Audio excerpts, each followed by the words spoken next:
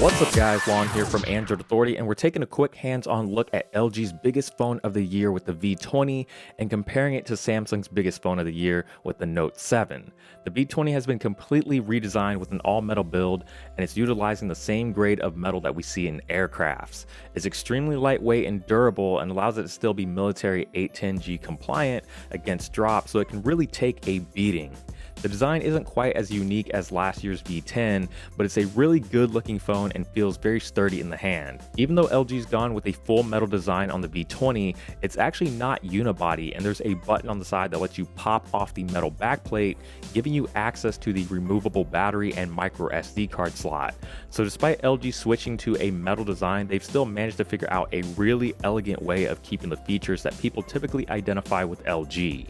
With the Note 7, you have Samsung's typical design with glass panels on the front and back and a metal frame sandwiched in between, which is very different from the all-metal build of the V20, but it feels fantastic and extremely comfortable to hold. It is a heavy fingerprint magnet, but aside from that, Samsung has done a really great job with refining their glass and metal design, and the Note 7 is definitely one of the most beautiful looking phones that they have ever made. The Note 7 doesn't have a removable battery like the V20, but it does carry a micro SD card slot and water and dust resistance. The build quality on these two phones are top notch, but despite having the same screen size, the Note 7 is quite a bit smaller and a lot more manageable in one hand.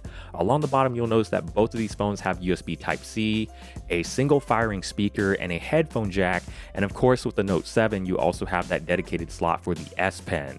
The S Pen on the Note 7 has been improved in a lot of ways. It has a much finer tip, more levels of pressure sensitivity, and most importantly, it can no longer be put in backwards. You can also now use it to magnify the screen, translate text or images, and create GIFs or GIFs to send to your friends.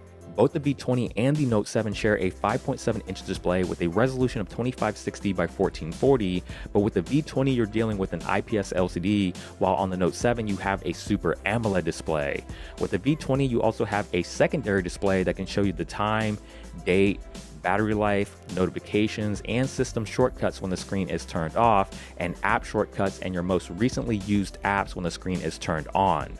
The Note 7 doesn't have a secondary display, but its always on display feature can do a lot of the same things, from showing you the time, date, battery life, and any unread notifications that you might have. And because it's an AMOLED screen, it looks much sleeker than the V20 secondary display, which is very prone to light bleed. They're both running Snapdragon 820s with 4GB of RAM, which is really no surprise because pretty much every flagship that came out this year shipped with these specs, so performance shouldn't really be much of an issue on either one.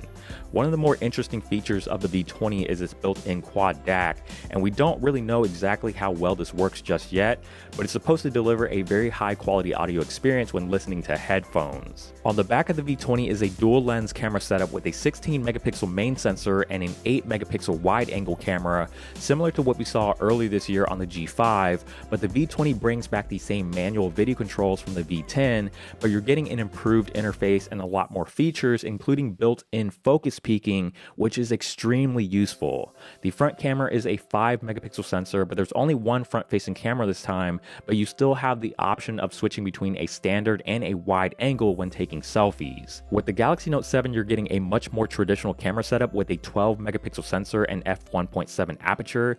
It's the same sensor from the Galaxy S7, which takes fantastic photos, and on the Note 7 they've revamped the camera app with an interface that's a lot cleaner and much easier to navigate, especially with one hand. One of the biggest highlights of the V20 when it gets released is that it's going to be the very first Android phone to ship with Android Nougat out of the box, which means you get all of the features of Android Nougat like direct reply from the notification shade, customizable toggles, multi-window support, and doze on the go. LG skin, however, is still a little on the cartoony side and still feels the same as what we saw on the G5, so it's definitely in need of an update to better match Android Nougat. The Note 7 is currently on Android Marshmallow with Samsung's TouchWiz skin, and it'll most likely get updated to Nougat, but it's tough to say when and how quickly it'll get that update. On the bright side, TouchWiz is actually a really nice experience on the Note 7. It's a lot cleaner, and areas like the notification shade and settings menu are much more streamlined, and they've also done a really great job with reducing some of the unnecessary bloatware. The LG V20 is bringing a lot to the table and is shaping up to be a phone that can go toe-to-toe with the best flagships on the market, and it can definitely hold its own against Samsung's very powerful Note 7, despite being a very different phone. But what do you guys think about the V20 and the Note 7? Which phone would you rather pick? Feel free to let us know down in the comments below. And if you enjoyed this quick look between the V20 and the Note 7, give it a thumbs up and also subscribe to the channel, which is also down below, so you don't miss out on our future videos. And keep it tuned here to Android Authority, because we are your source for all things Android.